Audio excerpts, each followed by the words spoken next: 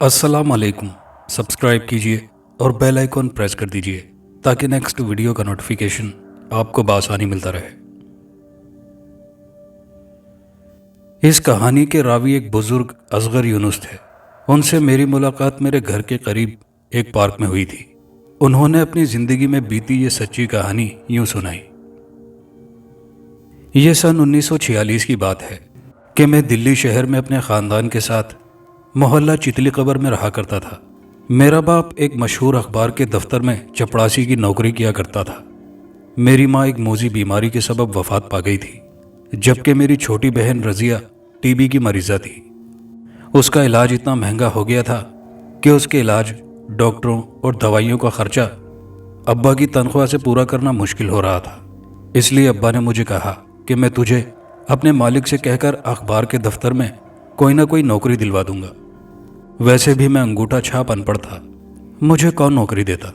बहरहाल मैंने अब्बा की इस पेशकश को अपने लिए नेमत अजीम समझा। दूसरे रोज अब्बा मुझे अपने अखबार के मालिक शिरानी साहब के पास उनके दफ्तर में ले गए। अखबार का दफ्तर एक बड़ी सी इमारत में कायम था। उसमें अखबार की तैयारी के मुख्तलिफ शोबे थे। प्रूफ रीडिंग, खत्ताती, रिपोर्टिंग, फोटोग्राफी, छपाई वगैरह के शोबे। अखबार के मालिक शिरानी साहब ने मुझे देखा और मुझसे चंद सवालात किए तो उन्होंने अपने चेहरे से अपनी ऐनक को जुदा करते हुए अब्बा को कहा, मेरे हिसाब से तो यह हमारे किसी काम का नहीं है। मुझे समझ नहीं आ रही इसका मैं क्या करूं। अब्बा ने बड़ी आजिज़ी से उसे कहा कि मालिक, मेरे घर में मेरी बीमार बेटी पड़ी हुई है। उसके इलाज के लिए मुझे कसी रुपया चाहिए।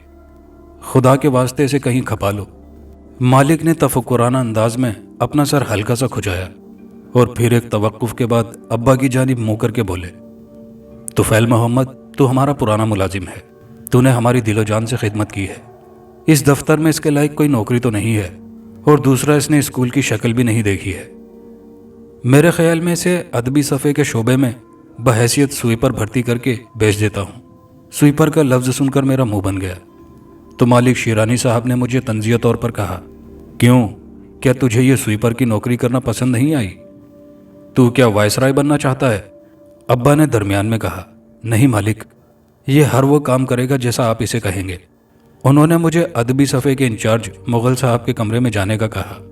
मैं जब मुग़ल साहब के कमरे में पहुंचा तो वहाँ दो अहलकार काम कर रहे थे, लेकिन वो नमाज़ पढ़ रहे थे। मैं खामोशी से खड़ा उनकी नमाज ख़त्म होने का इंतज़ार करने लगा। थोड़ी देर बाद उन्होंने नमाज ख़त्म की तो मुझे कुर्सी पर बैठने का इशारा करते हुए कहा कि तुम कौन हो, तुम्हें मुझसे क्या काम है? मैंने उन्हें बताया कि मुझे शिरानी साहब ने स्वीपर भर्ती करके उसके पास भेजा है। हाँ, वाकई हमें स्वीपर की ज़रूरत थी। चलो अच्छा है तुम आ गए। मियाँ, तुमने रोज़ाना कम से कम 3 दफ़ा इस पोर्शन की झाड़ पोंछ करनी है, बल्कि हमारे छोटे मोटे मुख्तलिफ कामों में भी मदद करनी है। उन्होंने मुझे मेरा काम बतलाया और फिर मुझसे मुख्तलिफ सवालात किए। मसलन नमाज़ पढ़ते हो, कुरान पढ़ा हुआ है, कौन कौन सी सूरतें, कलमे वगैरह आते हैं। मैंने उन्हें साफ बतलाया कि मैं कुरान पढ़ा हुआ नहीं हूँ और ना ही बाकायदगी से नमाज़ें पढ़ता हूँ। उन्होंने मुझे शर्मिंदा करते हुए कहा कि तुम मुसलमान होते हुए भी नमाज कुरान नहीं पढ़ते। तुम्हारा बाप तुफैल मोहम्मद तो पक्का सोम सलात का पाबंद है। वो बोले, इस तरह तो काम नहीं चलेगा। मैं तो हरगिज़ बेनमाजी बेशरिया शख्स को पसंद नहीं करता। मेरे इस कमरे में 3 मेरे मददगार अहलकार हैं, जो भी नमाजें और कुरान ना पढ़ने समझने वाले थे। मैंने उन्हें इस राह दीन पर लगाया है। तुमने अगर ये नौकरी करनी है तो नमाज रोज़े का पाबंद रहना होगा। जी, मैं आज ही से नमाज कुरान पढ़ना सीखूंगा। मैंने उनसे कहा तो वो बोले, तुमने ये बहुत अच्छी, मेरे दिल को खुश करने वाली बात की है। आज ही से तुम नमाज और कुरान सीखो, और जहाँ तुम सीखने में अटको या रुको तो मुझसे बिला झिझक सीख लो। मुझे भी इस बहाने कुछ नेकियां मिल जाएंगी। उन्होंने मुझे पहले ही दिन झाड़ू सफाई वगैरह पर लगा दिया। इसके अलावा उन्होंने मुझसे कुछ मामूली काम भी लिए। मसलन पुराने अखबारात, कागज़ों से भरी चोबी पट्टियाँ उठवाई और मचान पर चढ़ाकर वहाँ के सामान को अदल बदल करवा दिया। उन्होंने मुझसे पहले दिन बहुत काम लिया, लेकिन दोपहर को अच्छा खाना खिलाया और मुझे अपने पास से पैसे भी दिए। मैंने दौरान ड्यूटी उल्टी सीधी नमाजें भी पढ़ी। उन्होंने मुझे कहा कि तुमने दफ्तर छोड़ने से पहले मुझसे कम से कम आधा घंटा रोज़ाना कुरान पढ़ना सीखना है। वो काम लेने में जहाँ सख्त थे وہاں کسی حد تک اپنے ماتحت کام کرنے والے ملازم کے حق میں نرم بھی تھے، ہمارا ہر لحاظ سے خیال رکھنے والے شخص تھے۔ بعد میں مجھے ان کے بارے میں وہ یہ تفصیل سے پتہ چلا کہ وہ مذکورہ اخبار کے بہت پرانے ملازم ہیں۔ مالک شیرانی صاحب ان پر بہت اعتماد کرتے تھے، بلکہ وہی اخبار کے ریگولر معاملات سنبھالتے تھے، یعنی اس کی تیاری، فروخت، ملازمین کی تنخواہیں وغیرہ وغیرہ۔ وہ اخبار کا ہفتہ روزہ ادبی صفحہ بھی نکالتے تھے، اور اس میں وہ مصنفین، شاعروں وغیرہ کو جہاں لکھنے کا موقع فراہم کرتے تھے، وہاں وہ ہر ہفتہ اس میں اپنی تحریر کردہ کوئی نہ کوئی سچی کہانی، آپ بیتی وغیرہ لکھتے تھے۔ انہیں کتابیں پڑھنے کا بہت شوق تھا۔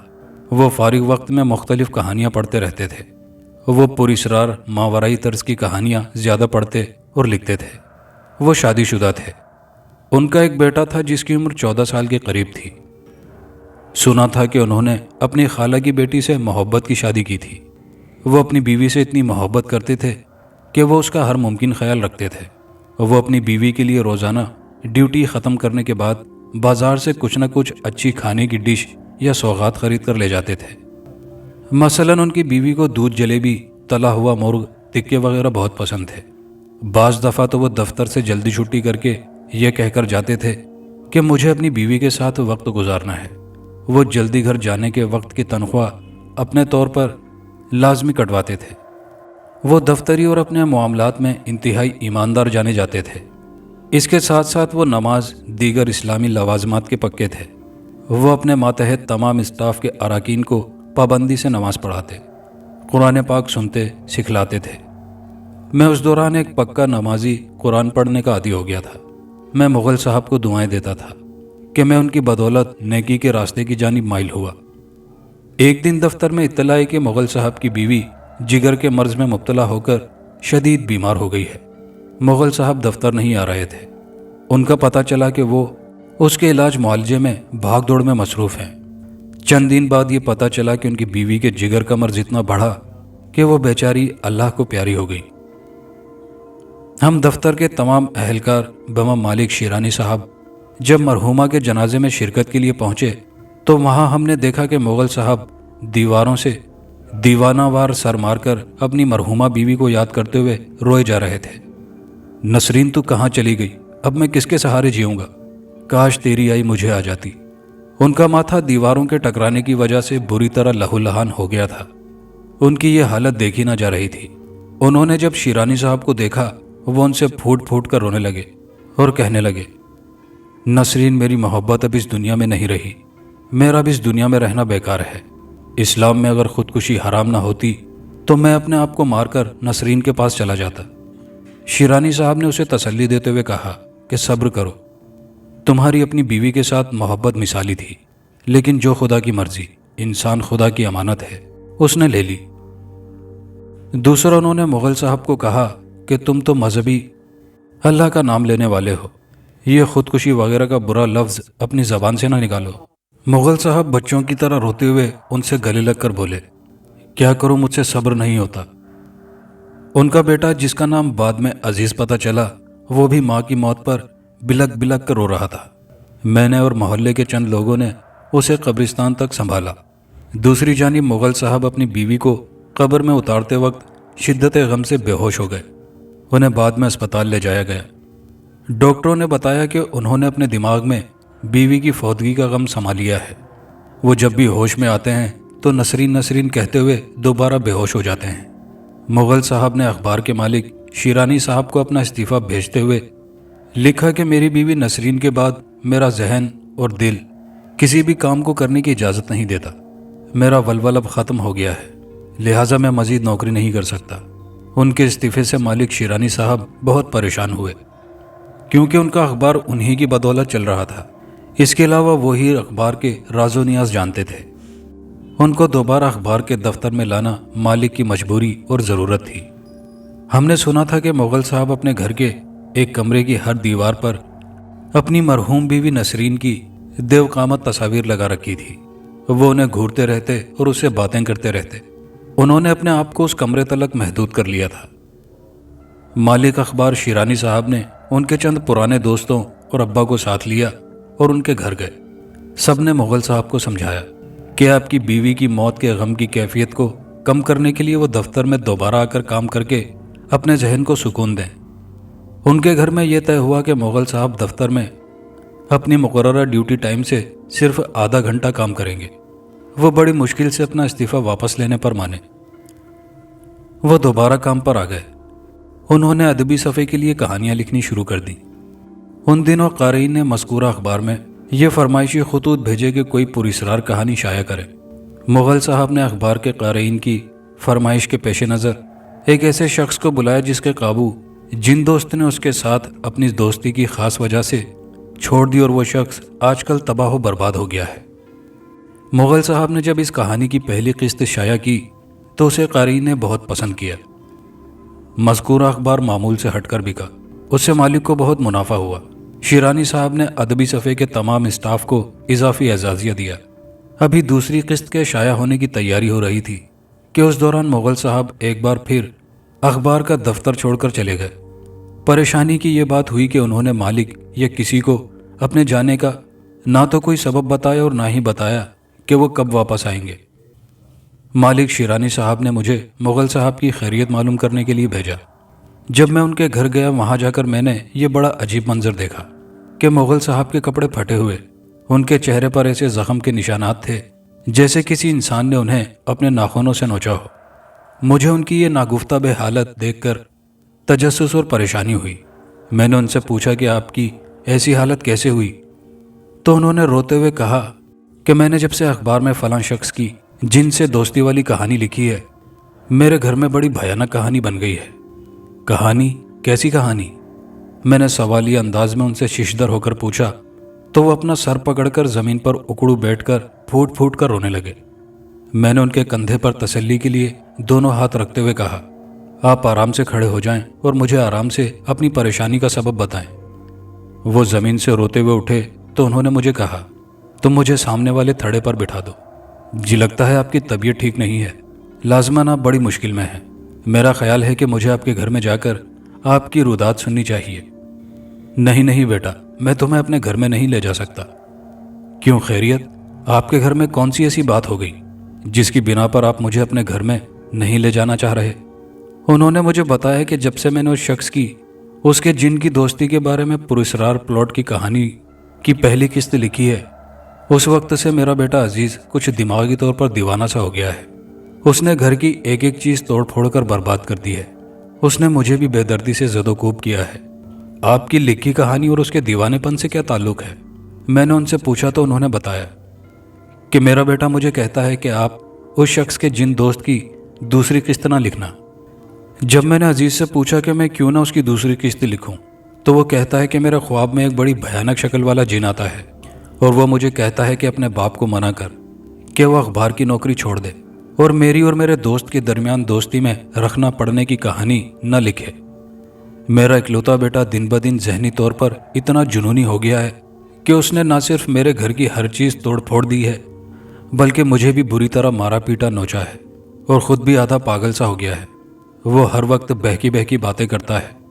مغل صاحب نے مجھے کہا کہ یہ کیسے ممکن ہے کہ میں اپنی لکھی اتنی اچھی کہانی کو بیچ راستے میں چھوڑ دوں۔ کہانیاں لکھنا، اخبار میں نوکری کرنا میرا روزگار ہے۔ میں یہ بات اپنے بچے کو سمجھاتا ہوں لیکن اس کے دماغ میں میری کوئی منطق نہیں بیٹھتی۔ انہوں نے مجھے اپنا گھر دکھایا اور وہاں دیکھ کر ایسا لگ رہا تھا جیسے کہ کسی نے اس مکان کو ادھیڑ دیا ہو۔ وہاں ہر طرف تباہی، برتن، کپڑے، دیگر ضروریات کی سب چیزیں بکھری ٹوٹی پھوٹی بے ترتیب پڑی ہوئی تھی۔ پیروں میں کھڑکیوں، روشن دانوں کے ٹوٹے شیشے آ رہے تھے، یہاں تک کہ دیواروں کے پلستر بھی ادھڑے ہوئے تھے۔ مجھے ان کا گھر کوئی بھوت بنگلے کی طرح ڈراؤنا سا لگا۔ سچی بات ہے، میں اس گھر سے جلد باہر نکلنا چاہتا تھا۔ انہوں نے بتایا کہ پاگل عزیز کو محلے کے چند نوجوانوں نے بڑی مشکل سے قابو کر کے دماغی امراض کے ماہر ڈاکٹر کو دکھانے کے لیے لے گئے ہیں۔ دیوانگی کی وجہ سے اس میں اتنی طاقت آ گئی ہے کہ وہ 5 سے 7 جوان لڑکوں کو بری طرح پٹک دیتا ہے، لیکن اسے اس وقت میں نے نہیں دیکھا تھا۔ میں نے جب واپس آ کر شیرانی صاحب کو مغل صاحب کی پریشانی اور ان کی فقیرانہ بدحالی اور ان کے تباہ حال گھر کے بارے میں بتایا تو وہ خود بھی بڑے پریشان ہوئے۔ اس دوران مغل صاحب ایک آدھ دفعہ دفتر آئے۔ انہوں نے شیرانی صاحب کو کہا کہ میں آج کل ذہنی طور پر بہت پریشان لگتا ہوں، لگتا ہے خوشیاں سکون میری زندگی سے کافور ہو چکا ہے۔ پہلے میری محبت میری بیوی نسرین عین جوانی میں بے وقت مجھے تنہا چھوڑ گئی۔ ابھی میں اس کی موت کے صدمے کی حالت سے نکلا ہی نہ تھا کہ اب میرا اکلوتا بیٹا عزیز نیم پاگل ہو گیا ہے۔ اس نے نہ صرف مجھے مارا کوٹا ہے بلکہ میرے گھر کی ہر چیز کو تہس نہس کر دیا ہے۔ انہوں نے مزید بتایا کہ جس دن سے میں نے فلاں شخص کی پراسرار جناتی پلاٹ کی حامل کہانی لکھی ہے، میرا بیٹا کہتا ہے کہ مجھے خواب میں وہ جن آتا ہے جس کا کردار میں نے اپنی کہانی میں پیش کیا ہے، اور وہ جن مجھے کہتا ہے کہ اپنے باپ کو کہو کہ وہ اس کہانی کی مزید قسطیں نہ لکھے، ورنہ وہ بڑے دھمکی والے انداز میں کہتا ہے۔ میں اپنے بیٹے کو کہتا ہوں کہ کہانیاں لکھنا، اخبار میں نوکری کرنا میری روزی روٹی کا وسیلہ ہے، اسے میں چھوڑ نہیں سکتا۔ مالک شیرانی صاحب نے ان سے پہلے ہمدردی کے روایتی کلمات کہے، اس کے بعد ان سے درخواست کی کہ وہ اس پراسرار کہانی کو مکمل کریں۔ اگر آپ نے ایسا نہ کیا تو ہمارے اخبار کی ساکھ کو بہت نقصان ہوگا۔ انہوں نے جب حتمی طور پر اسے مزید لکھنے سے انکار کیا تو شیرانی صاحب نے ان پر زور دیا کہ ایک آدھ قسط اور لکھ دیں، اور پھر بعد میں آپ سے اس شخص کی بقیہ کہانی سن کر ہم کسی اور رائٹر سے لکھوا لیں گے۔ مغل صاحب اس بات پر راضی ہو گئے۔ انہوں نے اس کہانی کی ایک اور قسط لکھ کر اخبار میں شائع کر دی۔ اس کے چھپنے سے پھر سے اخبار کے ادبی صفحے کی واہ واہ ہو گئی۔ قارئین نے اس پراسرار کہانی کے پلاٹ کو بہت پسند کیا۔ بہت سے اخبار بھی انہوں نے راوی کہانی کا انٹرویو شائع کرنے کی فرمائش، یعنی شہر کا ڈپٹی کمشنر اور فلم کے چند مشہور ایکٹر بھی شیرانی صاحب کے پاس تعریف کے لیے آئے۔ ابھی اخبار کے معاملات کچھ معمول پر آئے ہی تھے کہ ایک دن پھر اخبار کے دفتر میں یہ دلخراش خبر آئی کہ مغل صاحب کو ان کے بیٹے نے انہیں رات کے تیسرے پہر سر پر 24 ڈنڈے سے شدید ضربیں لگا کر انتہائی قریب المرگ حد تک زخمی کر دیا۔ یہ خبر سن کر ہم سارے لوگ بما شیرانی صاحب کے مغل صاحب کو دیکھنے اسپتال گئے تو وہ اپنی زندگی کی تقریباً آخری سانس لے رہے تھے، جبکہ پولیس نے اس کے پاگل بیٹے کو اپنے حصار میں لیا ہوا تھا۔ دلچسپ بات یہ ہے کہ ہمیں ان کا بیٹا عزیز اس وقت نارمل حالت میں اور حاضر دماغ لگا۔ شیرانی صاحب نے مغل صاحب سے کچھ بات کرنا چاہی تو وہاں موجود ڈاکٹروں نے ان سے باتیں کرنے کے لیے روک دیا۔ پولیس نے ان کے بیٹے سے پوچھا کہ تو نے اپنے باپ کو کیوں مارا کوٹا اور گھر کو مکمل برباد کیوں کر دیا؟ تو اس نے جواباً کہا، خدا کی قسم میں پاگل دیوانہ نہیں ہوں، باہوش ہوں۔ میرے باپ کے گھناؤنے کاموں کے راز میرے سامنے آنے پر میں نے اس کا یہ حل کیا۔ میں نے تو اسے اس کے جرم کے لحاظ سے بہت نرم ہلکی سزا دی ہے، یہ تو موت کا حقدار تھا۔ تھانے دار نے اپنے سر پر تفکرانہ انداز میں اپنا ہاتھ رکھا اور آہستگی سے بولا، مجھے تیری باتوں اور ذات میں بڑا ابہام اور پہلیاں نظر آ رہی ہیں۔ یہ تو اپنے باپ کے متعلق اتنی تذلیل والی باتیں کیوں کر رہا ہے؟ مجھے اصل معاملہ بتا۔ اس لڑکے نے روتے ہوئے کہا کہ تم سب مجھے برا ناخلف بیٹا سمجھ رہے ہوگے، لیکن مجھے اپنے باپ اور گھر پر اتنا غصہ ہے۔ میں نے اپنے خواب میں آنے والے جن کی جانب سے ان کے بارے میں بھیانک رازوں کے انکشافات کے بعد ان کا یہ حل کیا ہے۔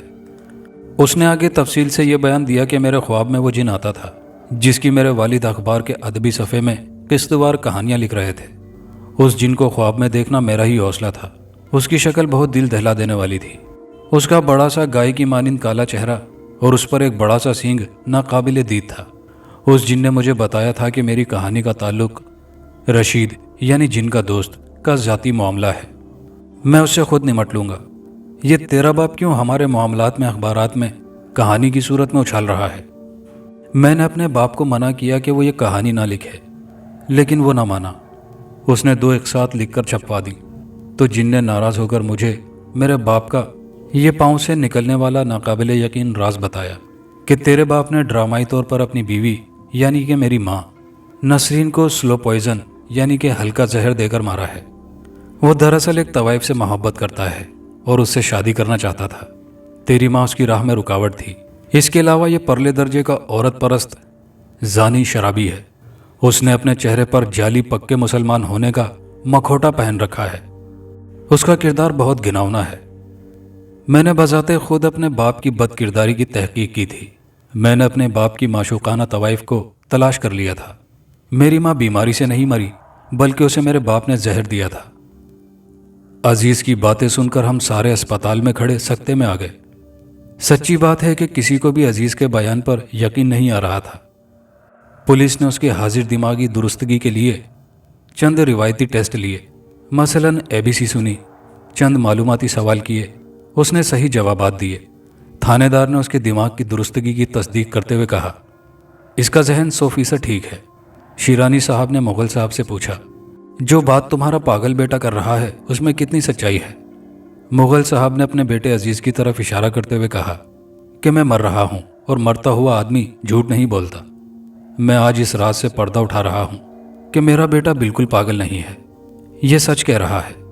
मैंने रशीद यानी कि रावी और उसके दोस्त जिनकी आप बीती यानी कहानी लिखकर अपनी जिंदगी की बहुत बड़ी भूल गलती की है। इस बात के बाद उन्होंने दम तोड़ दिया।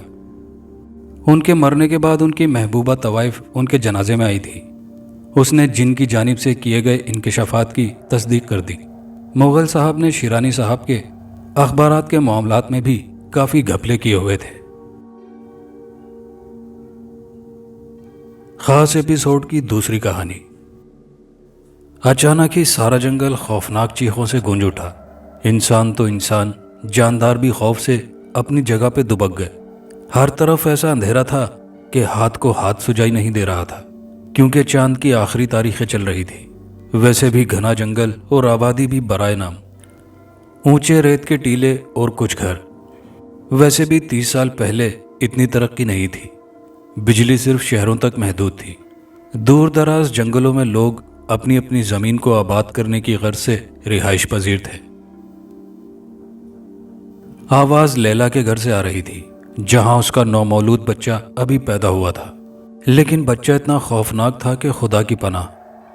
सर अजीब सा लंबा टेढ़ा, नाक तो शायद थी ही नहीं, आंखों की जगह सिर्फ 2 चमकते निशान, बाजू और टांगे नहीं थी। और बच्चा जब से पैदा हुआ था मुसलसल खौफनाक चीखें मार रहा था। दाई अम्मा तो इतनी खौफजदा थी कि वो भागी गई थी। अब घर में सिर्फ लैला, उसका शौहर करमदीन उर्फ करमो और करमो की बड़ी भाभी यानी लैला की जेठानी थे। करमो की भाभी भी अब उस कमरे की तरफ नहीं आ रही थी जहां बच्चा और लैला थे। मौसम हल्की सर्दी वाला ही था, लेकिन वो बाहर ही चारपाई पे बैठी थी। अब करमो और लैला को समझ नहीं आ रही थी वो क्या करें। ये सब तो वो पहली बार देख रहे थे। उनकी शादी को अभी 1 साल ही हुआ था। 6 माह पहले तक ये दूसरे डेरे में रहते थे। फिर करमदीन ने यहाँ अपने घर वालों से अलग ज़मीन ले ली। ज़मीन सस्ती मिल रही थी, वजह यही घना जंगल और आबादी ना होने के बराबर। अभी तक यहाँ आसपास सिर्फ चंद मर्द किसान ही रिहाइश पजीर थे, जो 20 किलो गंदुम महीने बाद लैला को देते और रोज़ रोटी ले लेते थे। लैला और करमदीन की एक भैंस और 2 बैल थे। भैंस के दूध से रोटी खा लेते और बैल से हल चलाकर ज़मीन आबाद कर लेते। दिन में करमदीन हल चलाता तो लैला जानवरों के लिए घास का बंदोबस्त कर लेती और घर के काम निपटा लेती। जिंदगी यूं ही सुकून से गुजर रही थी और इस वक्त का तो उन दोनों को बेसब्री से इंतजार था। लेकिन ये वक्त भी आया तो उनके लिए मुसीबत बनकर। अब दोनों मियाँ बीवी खामोश गहरी सोचों में गुम थे, लेकिन बच्चे की खौफनाक चीखें जारी थी। रात काफ़ी गुजर चुकी थी। बच्चे ने कुछ पिया नहीं था, ना दूध ना कोई अर्क वगैरह। लेकिन पता नहीं उसमें इतनी कुव्वत कैसे आ गई थी कि वो 1 सेकंड के लिए भी चुप नहीं हो रहा था। सुबह हुई तो साथ वाले भाई अल्लाह यार करमदीन की तरफ आए कि खैरियत है, रात से कौन चीख रहा है। करमदीन ने सारा माजरा बयान किया। अल्लाह यार ने करमदीन को दूसरी नहर पे एक मौलवी साहब का बताया। करमदीन ने लैला और अपनी भाभी को इत्तला दी और वो बैलगाड़ी लेकर नहर की दूसरी तरफ चल पड़े, क्योंकि वो जानता था कि उसको आते आते मगरिब हो जाएगी। लैला को भूख महसूस हुई तो उसने अपनी जेठानी को आवाज़ दी, आपा थोड़ा दूध ला दो। लेकिन उसको कोई जवाब नहीं मिला। फिर वो खुद बाहर निकली, इर्द गिर्द देखा, आपा का कहीं नामो निशान नहीं था। उसने सोचा शायद रफा हाजत के लिए गई हो, क्योंकि इस काम के लिए उनको जंगल की तरफ जाना पड़ता था। लैला वहीं चारपाई पे लेट के उनका इंतजार करने लगी और बच्चा कमरे में चीख रहा था। उसकी खौफनाक चीखों में कोई कमी नहीं आई थी। 2-3 बार लैला उसके करीब गई बच्चे को उठाने की गर्ज से, लेकिन बच्चे को देखकर ही उसकी हिम्मत जवाब दे जाती। आधा घंटा गुजरा, लेकिन भाभी नहीं आई। लैला ने उठकर बाहर की तरफ झांका, लेकिन कहीं पाँव के निशान तक नहीं थे। اب وہ پریشان ہو گئی کہ بھابھی کے ساتھ کچھ ہو نہ گیا ہو۔ انہی سوچوں میں وہ الجھی پچھلے دروازے سے باہر نکلی۔ جنگل کی طرف سامنے والا منظر دیکھ کے تو اس کی جان نکل گئی ہو جیسے۔ سامنے بیری کے درخت پہ وہ بچہ چڑھا چیخ رہا تھا، اور یہ تو 10 سال کے بچے جتنا لگ رہا تھا۔ لیلا اکیلی یہ سب، اس کا تو جیسے دل بند ہونے والا ہو گیا، اور وہاں سے الٹے پاؤں بھاگی جانوروں کے چھپڑ کی طرف۔ او خدایا، یہ بھینس کے ساتھ کس نے اتنا ظلم کر دیا؟ بھینس کا سر کٹا اور جسم سے گوشت غائب، جگہ جگہ ناخنوں کے نشان۔ لیلا کو چکر آیا اور وہ وہیں بھینس کے خون کے اوپر گر گئی۔ مغرب سے ذرا پہلے اس کو ہوش آیا، لیکن ابھی تک نہ اس کا شوہر واپس آیا اور شوہر کی بھابھی کا بھی کچھ پتہ نہیں تھا۔ لیکن بھوک سے اس کو اتنی کمزوری محسوس ہو رہی تھی، خوفناک چیخوں کی وجہ سے اس کا دماغ پھٹنے والا ہو رہا تھا۔ تھوڑی ہمت جمع کر کے وہ وہاں سے اٹھی اور پانی پی کر کمرے میں آ کر لیٹ گئی اور شوہر کا انتظار کرنے لگی۔ اب ہر طرف اندھیرا چھا رہا تھا، اس کا ڈر کی وجہ سے برا حال تھا۔ وہ اپنی ماں کو یاد کر کے روئے جا رہی تھی اور اللہ تعالیٰ سے مسلسل دعائیں مانگ رہی تھی۔ اچانک اس کو محسوس ہوا کہ چیخیں بند ہو گئی ہیں۔ وہ لالٹین اٹھا کے باہر آئی، دیکھا وہی بچہ مرا ہوا زمین پر پڑا ہے۔ وہ اتنا ہی وحشتناک لگ رہا تھا جتنا زندہ ہونے پہ تھا۔ 24 گھنٹے زندہ رہنے کے بعد وہ اپنی موت آپ ہی مر چکا تھا۔ اب تو لیلا کو اور بھی خوف آ رہا تھا کہ وہ ایک خوفناک مردہ وجود کے ساتھ اس سنسان جنگل میں اکیلی ہے۔ لیلا سے اب لیٹا بھی نہیں جا رہا تھا، ایک بھوک، دوسرا ڈر۔ کوئی گھنٹے بعد اس کو اپنے گھر کے باہر کرم دین کے بولنے کی آواز محسوس ہوئی۔ وہ گرتے پڑتے باہر آئی۔ سامنے کرم دین اکیلا کھڑا تھا اور بیل باندھ رہا تھا۔ لیلا کی حالت دیکھ کر وہ لیلا کی طرف لپکا۔ لیلا نے اس کو بھابھی کے لاپتہ ہونے، بھینس اور پھر بچے کے مرنے تک سب باتیں بتائیں، اور اس سے مولوی صاحب کا پوچھا تو کرم دین نے بتایا کہ مولوی صاحب کہیں گئے ہوئے تھے اور انہوں نے گھر کل یا پرسوں تک آنا تھا۔ بس پھر میں گھر آ گیا۔ کرم دین نے گڑھا کھودا اور مردہ بچے کو وہاں دفن کیا اور دوسرے ڈیرے سے دودھ لے کے گرم کیا اور دونوں نے پیا۔ اب ان کو بھابھی کی طرف سے بہت پریشانی تھی۔ خیر ان دونوں نے فیصلہ کیا کہ صبح ہی کھوج لگائی جائے اور اب سونا چاہیے۔ لیلا تو جیسے آنکھیں بند کرتی اس کی آنکھوں کے سامنے وہ مردہ بچہ اور بھینس کی حالت آ جاتی۔ ایسے ہی جاگتے سوتے رات گزر گئی۔ کرم دین نے بھینس کی باقیات جمع کی اور ان کو جنگل میں پھینک آیا، اور اب وہ اپنے بھائی کے گھر کی طرف روانہ ہو گیا جو یہاں سے 10 کلومیٹر دور تھا۔ لیلا پھر گھر میں اکیلی تھی۔ اس کو اس کچے گھر سے اتنا خوف محسوس ہو رہا تھا کہ اس کا دل کر رہا تھا یہاں سے بھاگ جائے۔ دوپہر تک کرم دین بھی واپس آ گیا اور اس نے بتایا کہ بھابھی بچے سے ڈر کے اپنے گھر بھاگ گئی تھی۔ لیلا کو اب کچھ ہمت ہوئی اور اس نے رب کا شکر کیا کہ وہ خیریت سے ہے۔ زندگی پھر معمول کی طرف گامزن ہونے لگی، لیکن لیلا اکثر وہ وقت یاد کر کے روتی رہتی۔ دودھ دینے والی بھینس تو مر گئی تھی۔ اب کرم دین نے ایک بیل بیچ کے ایک گائے خرید لی۔ لیلا بھی آہستہ آہستہ صدمے سے نکل رہی تھی۔ وہ پھر سے امید سے ہوئی، خوشی کی انتہا نہ تھی۔ وہیں پچھلے حادثے کے زخم بھی تازہ ہو گئے، لیکن اس بار اللہ پاک ہمارے حق میں بہتر کرے گا، یہی سوچ کے دونوں میاں بیوی مطمئن ہو گئے۔ دن قریب آئے تو کرم دین بھائی کے گھر گئے اور کچھ دن بھابھی کو اپنے گھر لے جانے کی بات کی۔ بھائی تو فوری مان گیا، لیکن بھابھی بھی خوفزدہ تھی۔ خیر کچھ دیر سمجھانے پر وہ بھی مان گئی۔ اللہ کے حکم سے پیدائش کا وقت آ گیا، لیکن یہ کیا، یہ تو پھر وہی تماشا جیسے پچھلی بار ہوا تھا۔ دائی اماں تو اسی ٹائم بھاگ گئی۔ بھابھی کو صبح کرم دین چھوڑایا اور یہ بچہ بھی ویسے ہی خوفناک چیخیں مارنے پر لگا ہوا تھا۔ اس بار کرم دین نے اپنی گائے اور بیل اللہ یار کے گھر باندھ دیے۔ اب دونوں رات کا انتظار کرنے لگے، کیونکہ اس بار لیلا نے اپنے شوہر کو کہیں جانے نہ دیا۔ اس کو معلوم تھا کہ رات تک بچہ خود ہی مر جائے گا۔ جیسے تیسے کر کے رات کا وقت ہوا، بچے کی چیخیں ختم ہوئیں۔ کرم دین نے گڑھا کھود کے بچے کو دفن کر دیا۔ لیلا کو اب یقین ہو گیا کہ اولاد کی خوشی ان کے نصیب میں نہیں۔ وہ اکثر روتی رہتی۔ جتنے قریب مولوی عالم تھے سب سے تو وہ اپنا علاج کروا چکے تھے، لیکن کسی کو بھی ان کے گھر کوئی جن یا جادو سایہ نہیں ملا۔ زندگی بھی ساتھ ساتھ رواں تھی۔ لیلا تیسری بار پھر امید سے ہوئی، اور اس بار وہ بہت مایوس تھی۔ اس کو یقین تھا کہ اس کے ساتھ پھر وہی ہوگا۔ ایک بہت بڑے عالم کا تعویذ بھی اس کے گلے میں تھا، لیکن اس بار کرم دین کی بھابھی نے صاف انکار کر دیا کہ وہ ان کے گھر نہیں چلے گی۔ دائی اماں کو 1 من گندم کا لالچ دے کر لایا گیا، لیکن اس بار پھر وہی سارا ڈرامہ ویسے ہی ہوا۔ اب دونوں میاں بیوی بہت مایوس ہو چکے تھے۔ سب رشتہ دار کرم دین سے یہی کہتے دوسری شادی کر لو، لیکن وہ نہیں مانا اور تقدیر کا لکھا سمجھ کے اپنی زندگی میں مگن ہو گیا۔ چوتھی اور 5ویں بار بھی پھر وہی سب ہوا۔ اب تو لیلا نے ہنسنا بولنا بالکل چھوڑ دیا۔ ان کی زندگی بالکل ویران ہو چکی تھی۔ 5 بار ماں بننا اور اتنا درد اٹھانا اور کوکھ کا خالی رہنا اور 2 دن تک خوف کی انتہا تک پہنچنا۔ اب تو بس وہ یہی دعا کرتی تھی کہ اب وہ کبھی امید سے نہ ہو۔ ان کے ساتھ والی زمین میں ایک اور خاندان آ چکا تھا۔ لیلا کا ان کے ساتھ کافی پیار محبت بڑھ گیا۔ وہ عورت جس کا نام نور بی بی تھا، 5 وقت کی نمازی، تہجد ادا کرنے والی تھی۔ اس نے لیلا کو بھی نماز کی طرف گامزن کر دیا۔ اب لیلا کو سکون محسوس ہونے لگا۔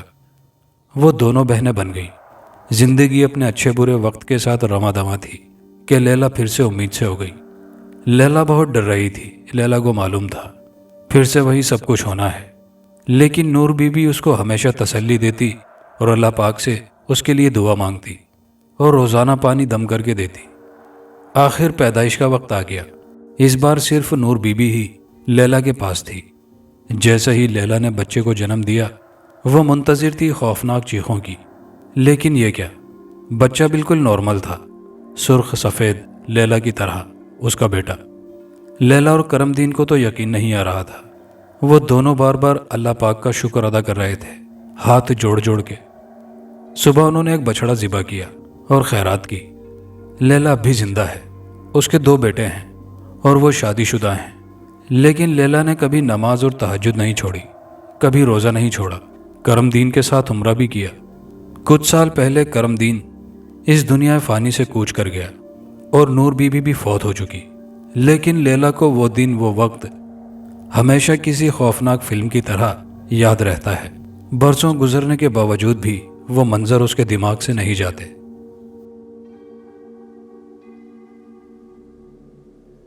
خاص ایپیسوڈ کی تیسری کہانی۔ 7-9 عمر لڑکوں کی پراسرار گمشدگی نے کریم پور گاؤں میں ہلچل مچا کر رکھ دی تھی۔ کسی کی کچھ سمجھ میں نہیں آ رہا تھا وہ لڑکے کہاں چلے گئے ہیں۔ بچوں کے والدین بچوں کے گم ہو جانے پر انہیں جگہ جگہ تلاش کرتے پھر رہے تھے، لیکن بچوں کی تلاش میں انہیں کوئی کامیابی حاصل نہیں ہو رہی تھی۔ گاؤں میں کشن لال ایک ہندو بھی رہتا تھا جو کالے جادو کا ماہر جانا جاتا تھا۔ وہ ایک ایسا عمل کرنے میں مصروف تھا جس سے اسے اتنی شکتی مل جائے گی کہ وہ تا قیامت زندہ رہے گا۔ جب بچوں کے والدین اور گاؤں والوں کو کوئی کامیابی نہ حاصل ہو سکی تو ان کا خیال کشن کی طرف بھی چلا گیا۔ ضرور کالے عمل کے لیے اس نے بچوں کو بھیٹ دینے کو انہیں اغوا کیا ہے۔ وہ بچوں کی بھیٹ دے گا، اس کے قبضے سے بچوں کو رہا کرا لیا جائے۔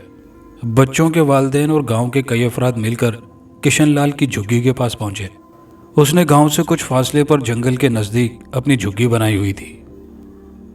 گاؤں کے لوگوں کو اس طرح اپنی جھگی کی طرف آتا دیکھ کر کشن لال گھبرا گیا۔ وہ اپنی گھبراہٹ چھپاتے ہوئے بولا، خیریت ہے نا؟ اس طرح جمع ہو کر میرے پاس آئے ہو؟ خیریت ہوتی تو کیوں تمہارے پاس آتے؟ عبدالسلام نے کہا۔ کیا ہوا ہے؟ اتنے بھولے مت بنو، ہمیں سب پتہ ہے تم نے گاؤں کے 7 لڑکوں کو اغوا کیا ہے، سلطان نے کہا۔ اس بارے میں مجھے کچھ علم نہیں ہے، کشن لال نے کہا۔ ہمیں پورا یقین ہے تم نے اپنے بھگوان کو بھیٹ دینے کے لیے بچوں کو اغوا کیا ہے، جمال نے کہا۔ اس بات سے میں انکار نہیں کرتا کہ میں ایک خاص عمل کر رہا ہوں، لیکن اس عمل میں مجھے انسانی بچوں کی بھیٹ دینے کی کوئی ضرورت نہیں ہے، کشن لال نے کہا۔ ایک دفعہ کہہ دیا ہے کہ بچوں کو میں نے اغوا نہیں کیا ہے، پھر کس طرح تمہیں یہ بات سمجھاؤں؟ کشن لال نے کہا۔ اگر تم نے لڑکوں کو ہمارے حوالے نہیں کیا تو ہم تمہیں جھونپڑی سمیت زندہ جلا دیں گے، عبدالسلام نے دھمکی دی۔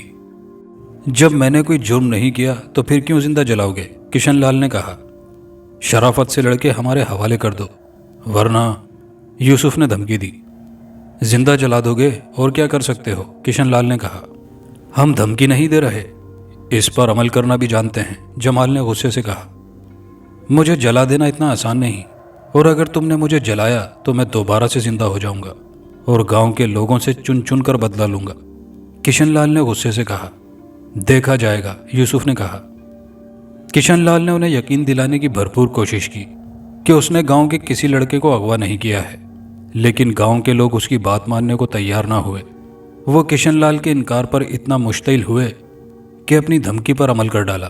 کشن لال کی جھگی کو آگ لگا دی۔ جب اس نے جھگی سے باہر آنے کی کوشش کی، گاؤں والوں نے اسے واپس جھگی میں دھکا دے دیا۔ اس طرح کشن لال جھگی کے ساتھ ہی جل کر مر گیا۔ 3 دن گزرنے پر وہ 7 لڑکے گاؤں میں واپس آ گئے۔ جب ان لڑکوں سے پوچھا گیا تو انہوں نے بتایا وہ شہر گھومنے گئے تھے۔ اگر گھر والوں سے اجازت مانگتے تو اجازت نہیں ملتی، اس لیے بغیر بتائے شہر چلے گئے۔ گاؤں والوں کو اب افسوس ہونے لگا کہ انہوں نے بلا وجہ کشن لال پر شک کر کے اسے زندہ جلا دیا۔ اب افسوس کرنے سے کچھ نہیں ہو سکتا تھا۔ کشن لال اپنی جان سے چلا گیا تھا۔ گاؤں میں شام لال نامی شخص بھی رہتا تھا، جس نے لوگوں کو کشن لال کو زندہ جلانے پر اکسایا تھا۔ وہ بھی کالے علم کا ماہر تھا، لیکن کشن لال کے ہوتے اس کے پاس لوگ نہیں آتے تھے۔ اس بات کا اسے بہت دکھ تھا۔ شام لال نے کالا جادو سیکھنے میں کشن لال سے زیادہ محنت کی تھی، لیکن گاؤں میں کشن لال کو جو کالے جادو میں شہرت مل گئی تھی، وہ شام لال کو نصیب نہیں ہوئی۔ کشن لال نے زندہ جلانے سے قبل دھمکی دی تھی، اگر اسے زندہ جلا دیا گیا تو گاؤں کے لوگوں سے چن چن کر بدلہ لے گا۔ شام لال نے کشن لال کے دھمکی دینے کا فائدہ اٹھانے کا فیصلہ کر لیا۔ شام لال کو اپنے منصوبوں پر عمل کرنے کے لیے ایک مردے کی ضرورت تھی، اور قبرستان سے مردہ خاص عمل کر کے حاصل ہو جاتا، جو اس کا غلام بن کر اس کے ناممکن کام کو ممکن بنا سکتا تھا۔ شام لال نے قبرستان سے ایک تازہ قبر کا انتخاب کیا، اور اب وہ روزانہ رات میں جا کر پہلے چونے سے سفید رنگ کا دائرہ کھینچتا، پھر کالا عمل شروع کر دیتا۔ جو کلمات وہ پڑھتا وہ صرف خود ہی سن سکتا تھا۔ اگر کوئی اسے یہ عمل کرتا دیکھتا تو اسے شام لال کے ہونٹ ہی ہلتے نظر آتے۔ 40 دن پورے ہونے پر اس کا عمل پورا ہو گیا۔ 40ویں دن قبر پھٹی اور اس میں سے مردہ باہر آ گیا۔ تم نے مجھے دوبارہ زندگی دے کر اپنا غلام بنا لیا ہے۔ تم جو مجھے حکم دو گے وہ میں فوراً بجا لاؤں گا، مردے نے اس کے سامنے آ کر کہا۔ کسی بات پر اعتراض تو نہیں کرو گے؟ شام لال نے کہا۔ اس غلام کی کیا مجال ہے جو انکار کرے؟ مردے نے کہا۔ ٹھیک ہے، جب بھی میں تمہیں بلاؤں تم حاضر ہو جانا، شام لال نے کہا۔ ہر وقت نہیں، میں رات میں ہی آ سکتا ہوں، مردے نے کہا۔ وہ کیوں؟ اس لیے کہ مجھے حاصل کرنے کو تم نے رات میں عمل کیا ہے۔ یہ بات میں بھول ہی گیا تھا، شام لال نے کچھ سوچتے ہوئے کہا۔ ٹھیک ہے، میں تمہیں رات میں بلا کر کام لے لیا کروں گا۔ میرے لیے ابھی کیا حکم ہے؟ مردے نے پوچھا۔ آج نہیں، کل سے تمہارا کام شروع ہوگا، ابھی تم جا سکتے ہو، شام لال نے کہا۔ میں جا رہا ہوں، یہ کہتے ہوئے وہ دوبارہ قبر کے اندر چلا گیا۔ قبر دوبارہ ایسی ہو گئی تھی کہ جیسے پھٹی ہی نہیں تھی۔ شام لال خوش خوش قبرستان سے باہر آ گیا۔ آج وہ بہت خوش تھا۔ اس نے مردے کو اپنا غلام بنا لیا تھا۔ اس کی بڑی خواہش تھی کہ اس کے پاس بے تحاشا دولت ہو۔ اس مقصد کے تحت شام لال نے کالا جادو سیکھا تھا، لیکن کشن لال کے ہوتے ہوئے اس کی گاؤں میں دال نہیں گل رہی تھی۔ قسمت نے موقع دیا۔ اس نے اپنے حریف کشن لال کو گاؤں والوں سے مل کر زندہ جلوا دیا۔ کریم پور گاؤں میں کوئی جادوگر نہیں تھا۔ شام لال کے لوگ عمل کرانے اس کے ہی پاس آئیں گے۔ وہ لوگوں سے جتنی دولت کی مانگ کرے گا، لوگ مجبور ہو کر اسے دولت دیں گے۔ رات کے اندھیرے میں کمرے میں کسی کے چلنے کی آواز پر عبد الغفور کی آنکھ کھل گئی۔ اس نے لائٹ روشن کر دی۔ عبد الغفور کی جب اس شخص پر نظر پڑی تو خوف کے مارے اس کی چیخ نکل گئی۔ وہ کوئی اور نہیں جبران تھا، جس کا انتقال ہوئے 1 ماہ سے زیادہ عرصہ ہو چکا تھا۔ جبران، تم تو مر چکے تھے، پھر زندہ کیسے ہو گئے؟ عبد الغفور نے ہمت کرتے ہوئے پوچھا۔ میں کشن لال ہوں، جسے گاؤں کے لوگوں نے زندہ جلا دیا تھا۔ نہیں، تم کشن لال نہیں ہو، جبران ہو۔ گاؤں کے لوگوں کو میں نے دھمکی دی تھی، اگر انہوں نے مجھے زندہ جلایا تو انہیں نہیں چھوڑوں گا۔ اپنی دھمکی کو پورا کرنے کے لیے مجھے ایک جسم کی ضرورت تھی، اس لیے میں نے جبران کا جسم حاصل کر لیا۔ تمہیں جلانے والوں میں شامل نہیں تھا، عبد الغفور نے کہا۔ ہاں مجھے پتا ہے، وہ بولا۔ تم میرے پاس کیوں آئے ہو؟ تمہارے پاس بہت دولت ہے، وہ دولت مجھے چاہیے۔ کیوں؟ عبد الغفور نے پوچھا۔ یہ سوال مت کرو اور خاموشی سے اپنی ساری دولت تجوری سے نکال کر دے دو، ورنہ میں تمہارا گلا گھونٹ دوں گا اور ساری دولت بھی یہاں سے نکال کر لے جاؤں گا۔ تم مجھے قتل نہیں کرنا۔ نہیں کروں گا، تم اپنی دولت خاموشی سے میرے حوالے کر دو، مردے نے کہا۔ دیتا ہوں۔ یہ کہہ کر وہ اٹھا اور تجوری میں سے دولت نکال کر مردے کے حوالے کر دی۔ دولت مل جانے پر مردے نے زوردار قہقہا لگایا اور اس کی طرف منہ کر کے بولا، تم خوش نصیب ہو جو مجھے زندہ جلانے والوں میں شامل نہیں تھے، ورنہ آج کی رات تمہاری آخری رات ہوتی۔ عبدالغفور نے مردے کے چلے جانے پر خدا کا شکر ادا کیا، اس کی جان بچ گئی تھی۔ شام لال نے مردے کو سکھا کر بھیجا تھا۔ مردے نے وہی بات عبدالغفور سے کہی جو شام لال نے کہنے کو کہا تھا۔ شام لال دراصل گاؤں کے لوگوں پر کشن لال کا خوف بٹھانا چاہ رہا تھا تاکہ مردہ جب گھروں میں داخل ہو تو پیسے دینے میں کسی قسم کی مزاحمت نہ کرے۔ لوگوں میں خوف و ہراس پھیلانے کے لیے شام لال کا چند لوگوں کو مردے کے ہاتھوں قتل کرانے کا بھی ارادہ تھا۔ صبح ہونے پر عبدالغفور کے ساتھ رات ہونے والا واقعہ پورے گاؤں میں پھیل چکا تھا۔ جو لوگ کشن لال کو زندہ جلانے میں شریک تھے وہ خوفزدہ تھے، کیونکہ انہوں نے کشن لال کے ساتھ زیادتی کی تھی اور وہ انہیں آخر تک یقین دلاتا رہا کہ وہ لڑکوں کے اغوا میں ملوث نہیں ہے، لیکن کسی نے اس کی بات کو سچ نہیں مانا۔ گاؤں میں کشن لال کی روح کا خوف لوگوں کے دلوں میں اتنا بیٹھ گیا کہ مغرب کی اذان ہوتے کے بعد ہی گاؤں میں سناٹا چھا جاتا۔ عشاء کی نمازیں بھی لوگ گھروں میں ہی پڑھنے لگے تھے۔ رات میں بلا ضرورت کوئی بھی اپنے گھر سے نہیں نکلتا۔ عبدالغفور کے ساتھ ہونے والے واقعے کے چند دن بعد شام لال نے مردے کو کریم دین کے گھر بھیج دیا۔ کریم دین نے رات میں سونے سے پہلے کھڑکی اور دروازے کو اچھی طرح بند کر دیا تھا تاکہ کشن لال کا مردہ گھر میں داخل نہ ہو سکے۔ وہ اس وقت حیران رہ گیا جب مردے نے اسے سوتے سے جگایا۔ اس نے گھبرا کر مردے کو اور پھر کھڑکی کو دیکھا۔ کھڑکی کھلی ہوئی تھی، مردہ کھڑکی کے ذریعے ہی اندر آیا تھا۔ خدا کے لیے مجھے مت مارنا، مجھ پر رحم کھاؤ۔ کیوں، تم نے مجھ پر رحم کھایا تھا جو میں تم پر ترس کھاؤں؟ مردے نے کہا۔ میں اپنی ساری دولت تمہیں دے دوں گا، کریم دین نے کہا۔ جلدی سے تم اپنی دولت مجھے دے دو، مردے نے کہا۔ کریم دین نے یہ سوچ کر کہ جان بچ رہی ہے اپنی سب جمع پونجی اس کے حوالے کر دی۔ دولت مل جانے پر مردے نے دونوں ہاتھوں سے کریم دین کا گلا اس زور سے دبایا کہ اس نے چند لمحوں میں دم توڑ دیا۔ اس کے مر جانے پر مردے نے اسے زمین پر پھینکا اور کھڑکی کے راستے سے غائب ہو گیا۔ اب مردے کا معمول بن گیا، وہ کبھی 2 دن کبھی 3 دن بعد شام لال کے حکم پر گاؤں سے کسی بھی آدمی کو اس کی دولت سے لوٹ کر اسے قتل کر دیتا۔ گاؤں میں اس نوعیت کی وارداتیں بڑھنے پر پولیس بھی حرکت میں آ گئی تھی۔ رات میں پولیس نے گشت بڑھا دیا تھا تاکہ جو بھی یہ وارداتیں کر رہا ہے اسے گرفتار کر لیا جائے۔ پولیس اس بات کو ماننے کو تیار نہ تھی کہ یہ وارداتیں کشن لال کا مردہ کر رہا ہے۔ پولیس کا خیال یہ تھا کہ کوئی انسان ان وارداتوں میں ملوث ہے۔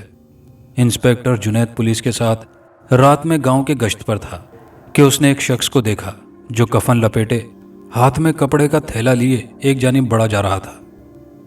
تم جو کوئی بھی ہو، میرا حکم ہے، جہاں ہو وہیں رک جاؤ ورنہ میں گولی چلانے میں دیر نہیں کروں گا، انسپکٹر جنید زور سے چیخا۔ مردے نے انسپکٹر جنید کی بات سن کر سنی انسنی کر دی اور تیز تیز دوڑنے لگا۔ پولیس بھی مردے کو پکڑنے بھاگی، لیکن چند منٹوں میں مردہ کھیتوں میں جا کر غائب ہو گیا۔ پولیس نے مردے کو تلاش کرنے کی بھرپور کوشش کی لیکن مردہ نظر نہ آیا۔ انسپکٹر جنید کو مردے کے بھاگ جانے پر بہت افسوس ہو رہا تھا۔ اس نے فیصلہ کر لیا تھا کہ چاہے کچھ بھی ہو جائے وہ مردے کو گرفتار کر کے رہے گا۔ مردہ رات میں اپنی کارروائی کر رہا تھا۔ پولیس کے ہوتے یہ کارروائی پولیس کی کارکردگی کو بری طرح متاثر کر رہی تھی۔ شہر سے شائع ہونے والے اخبار میں بھی پولیس کے خلاف خبریں شائع ہو رہی تھیں اور گاؤں میں کسی اچھے فرد شناس افسر کو تعینات کرنے کا مطالبہ زور پکڑ گیا تھا۔ انسپکٹر جنید نے مردے کی گرفتاری میں ناکامی پر ایک نیک بزرگ سے مدد لینے کا فیصلہ کیا۔ وہ نیک بزرگ جن کا نام امیر الدین تھا، وہ لوگوں کی بہت مدد کرتے تھے، انہیں روحانیت میں مہارت حاصل تھی۔ بزرگ امیر الدین نے انسپکٹر کی بات غور سے سنی اور ایک سگریٹ سلگا کر پینے لگے۔ سگریٹ سے نکلنے والے دھوئیں کو غور سے دیکھنے لگے۔ انسپکٹر جنید، اس دھوئیں کو دیکھو، بزرگ نے کہا۔ انسپکٹر جنید نے غور سے دھواں دیکھا۔ دھوئیں میں مردہ اور شام لال دکھائی دیے۔ شام لال اس مردے کو کچھ ہدایت دیتا دکھائی دیا۔ ان دونوں کو میں پہچانتا ہوں، لیکن اس میں ایک شخص مر چکا ہے، انسپکٹر جنید نے کہا۔ شام لال نے جادو کے عمل سے مرنے والے جبران کو اپنا غلام بنا لیا ہے۔ وہ اس کے ذریعے گاؤں کے لوگوں کو لوٹ رہا ہے۔ گاؤں کے لوگوں کا خیال ہے کہ کشن لال کا مردہ یہ کام کر رہا ہے۔ نہیں، یہ غلط ہے، سب ڈرامہ شام لال کا ہے۔ وہ چاہتا ہے کہ مردے کے ذریعے یہ کاروائیاں بھی کرتا رہے اور کسی کو اس پر شک بھی نہ ہو، بزرگ امیر الدین نے کہا۔ अब मुझे क्या करना चाहिए? मैं तुम्हें एक तावीज़ दे रहा हूँ, उसे अपनी जेब में रख लेना। इस तावीज़ के होते श्यामलाल और मुर्दा तुम्हारा कुछ नहीं बिगाड़ सकते। आज की रात तुम्हें मुर्दा नजर आएगा, तुम खामोशी से उसका पीछा करना। वो जैसे ही श्यामलाल के घर में दाखिल हो, श्यामलाल को गिरफ्तार कर लेना। मुर्दा तुम्हें देखकर वहां से फरार हो जाएगा। मुर्दे को कैसे काबू किया जाए? इंस्पेक्टर जुनैद ने पूछा। रात में मुर्दे में इतनी ताकत आ जाती है, उसे काबू नहीं कर सकोगे। हाँ, एक सूरत है। वो क्या? दिन में वो कब्र में बेबस होता है। तुम इस खंजर को मुर्दे के दिल के मकाम पर घुसा देना, इस तरह वो हमेशा के लिए मर जाएगा। ये कहते अमीरुद्दीन ने खंजर पर कुछ पढ़कर फूंका और खंजर उसके हवाले कर दिया। इंस्पेक्टर जुनैद बुजुर्ग अमीरुद्दीन से मुलाकात करके शहर से गांव लौट आया। उसे अब रात का इंतजार था। जब रात हुई, वह अपने 3 साथियों के साथ गांव का गश्त करने लगा। रात का 1 बज रहा था। ऐसे में मुर्दा नजर आ गया। उसके हाथ में कपड़े का थैला था। वह इस बात से बेखबर था कि उसे इंस्पेक्टर जुनैद और उसके साथियों ने देख लिया है। वो खामोशी से मुर्दे का ताक़ुब करने लगे। मुर्दा कुछ देर चलते रहने के बाद श्यामलाल के घर में दाखिल हो गया। उसके पीछे पीछे उस पर जुनैद और उसके साथी भी घर में घुस गए। ये लो मेरे आका, मैंने नईम से दौलत छीनकर उसको कत्ल कर दिया है। मुर्दा श्यामलाल को कपड़े का थैला थमाते हुए बोला। श्यामलाल, गिरफ्तार होने के लिए तैयार हो जाओ, तुम्हारा चलाया हुआ चक्कर बेनकाब हो गया है। इंस्पेक्टर जुनैद ने कहा। मेरे गुलाम, इस इंस्पेक्टर का काम तमाम कर दो। श्यामलाल ने गुस्से से इंस्पेक्टर जुनैद को देखा। मुर्दा उसकी जानिब बढ़ा, लेकिन जैसे वो बढ़ा उसी तरह वापस हो गया। क्या हुआ, तुम पीछे क्यों हट गए हो? श्यामलाल ने पूछा। इसके पास कुछ है जो मुझे इसकी जानिब बढ़ने से रोक रहा है। ठीक है, इस इंस्पेक्टर को मैं देख लूंगा, तुम फौरन यहाँ से भाग जाओ, श्यामलाल ने कहा। मुर्दा उसका हुक्म पाते ही वहां से भाग खड़ा हुआ। श्यामलाल ने कुछ पढ़कर इंस्पेक्टर जुनैद की तरफ फूंका, लेकिन उस पर कुछ असर न हुआ। कई बार श्यामलाल ने यह अमल किया, लेकिन वो इंस्पेक्टर जुनैद का कुछ न बिगाड़ सका। तुम मेरा कुछ नहीं बिगाड़ सकते, इसलिए अपनी गिरफ्तारी दे दो। इंस्पेक्टर जुनैद ने हथकड़ी उसकी जानिब बढ़ा दी। श्यामलाल ने बेबसी से हथकड़ी पहन ली। इंस्पेक्टर जुनैद ने श्यामलाल को थाने में लॉकअप कर दिया। सुबह होने पर श्यामलाल की गिरफ्तारी, उसके कारनामों का गांव वालों को इल्म हो चुका था। सभी उसे बुरा भला कह रहे थे। इंस्पेक्टर जुनैद अपने साथी पुलिस कांस्टेबल को लेकर कब्रिस्तान पहुंचा और जिब्रान की कब्र खोलकर उसके सीने में खंजर उतार दिया और कब्र को बंद कर दिया। यह काम बहुत रासदारी के साथ किया गया था, इसलिए गांव वालों को इस बारे में कुछ पता नहीं चला। इंस्पेक्टर जुनैद ने कत्ल की तमाम FIR श्यामलाल के खिलाफ दर्ज की थी। गांव में भी ये बात फैल चुकी थी कि गांव के जिन लोगों को कत्ल किया गया है, वो श्यामलाल ने मुर्दे का कफन पहनकर वारदातें की हैं। श्यामलाल की गिरफ्तारी के बाद गांव में कोई वारदात नहीं हुई थी, इसलिए लोगों को पूरा यकीन हो गया ये सब वारदातें श्यामलाल कर रहा था। श्यामलाल का रिमांड हासिल हो जाने पर शहर की जेल में भेज दिया गया। गांव में दोबारा फिर कोई वारदात ना हुई तो गांव वालों ने भी सुकून का सांस लिया। इंस्पेक्टर जुनैद भी खुश था कि उसने एक मुश्किल मुहिम को सर कर लिया था। अब तक के लिए इतना ही। वीडियो को लाइक शेयर करना मत भूलिएगा और चैनल पर नए आने वाले दोस्तों से गुजारिश है कि चैनल को लाजमी सब्सक्राइब कर लीजिए। शुक्रिया।